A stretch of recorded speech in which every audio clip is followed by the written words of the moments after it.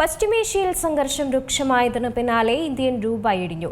വ്യാപാരം തുടങ്ങിയപ്പോൾ US ഡോളറിനെതിരെ രൂപയുടെ മൂല്യം താഴ്ന്ന നിലയിലാണ്.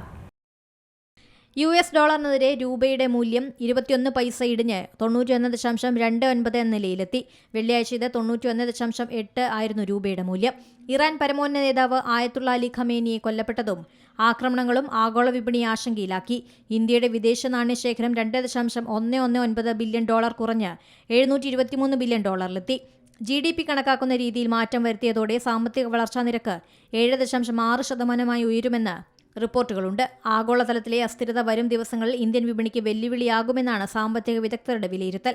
അതേസമയം അന്താരാഷ്ട്ര വിപണിയിൽ ബ്രന്റ് ക്രൂഡ് ഓയിൽ വില 3.91% വർദ്ധിച്ച് ബാരലിന് $76.78 ഇന്ത്യയുടെ ഇന്ധന ആവശ്യത്തിന് 85% ഇറക്കുമതിയായതിനാൽ രാജ്യത്തിന്റെ ഇറക്കുമതി ചെലവ് വർദ്ധിപ്പിക്കും.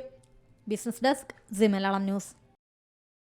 ഏറ്റവും പുതിയ വാർത്തകളും വിശേഷങ്ങളും വിരൽത്തുമ്പിലറിയാൻ സി മലയാളം ന്യൂസ് എല്ലാ ഡിജിറ്റൽ പ്ലാറ്റ്ഫോമുകളിലും ലഭ്യം.